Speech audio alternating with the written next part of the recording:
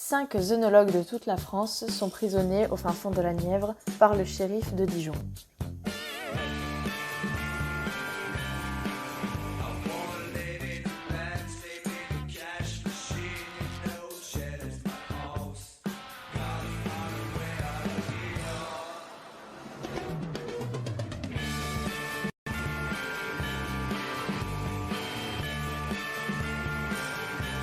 Ils cherchent à établir un plan pour s'échapper, mais ne trouvent rien. Soudain, le prisonnier rémois a une idée pour sortir.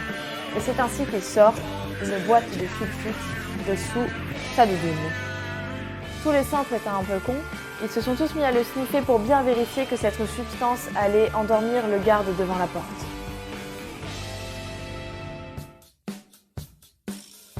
Le prisonnier rémois attire l'attention du garde dijonnais devant la porte pour lui tendre un piège. Le garde ouvre la porte et le prisonnier rémois lui tend un piège, lui met le sulfite sous le nez et le garde tombe à la renverse, permettant ainsi au protagoniste de s'enfuir dans les couloirs de la prison.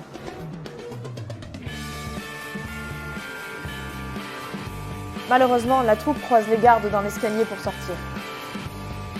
Toulouge, étant téméraire et un petit peu con, commence à aller péter la gueule des deux gardes en bas, mais malheureusement, face à leur surnombre, se fit attraper. Cette manœuvre, bien qu'échec, a permis aux autres protagonistes de pouvoir passer la barrière des gardes sans encombre.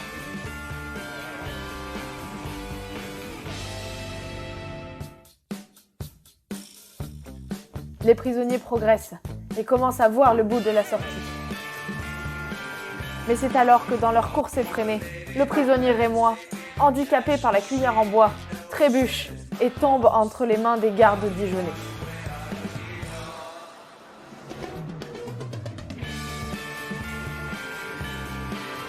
Les prisonniers de Bordeaux, de Montpellier Pharma et Supagro se dirigent enfin vers la sortie. Mais, malheur, ils font face à une grille fermée. Heureusement, Bordeaux a une idée. Elle ne quitte jamais sa planche de bois. Ainsi, elle arrive avec une action de levier à pouvoir ouvrir la porte et à libérer les prisonniers.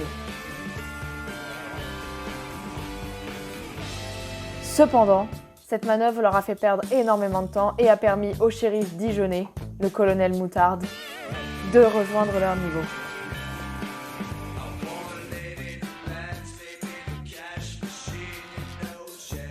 Prise de panique et dans un élan de haute trahison, la prisonnière de Bordeaux tente de frapper à coups de planche les deux autres protagonistes.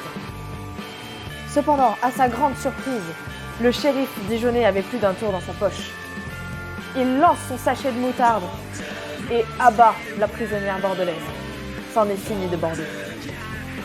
Il ne reste plus que les deux prisonniers de Montpellier et le shérif de Dijon entre la sortie. Le shérif de Dijon siffle pour appeler ses confrères. Or, faute de couchette dans la prison, de plus, cette prison étant située au fin fond du Far West et les autres gardes étant occupés avec Toulouse et Reims, il se retrouve tout seul. En est-ce fini du protagoniste de Montpellier Pharma? Non!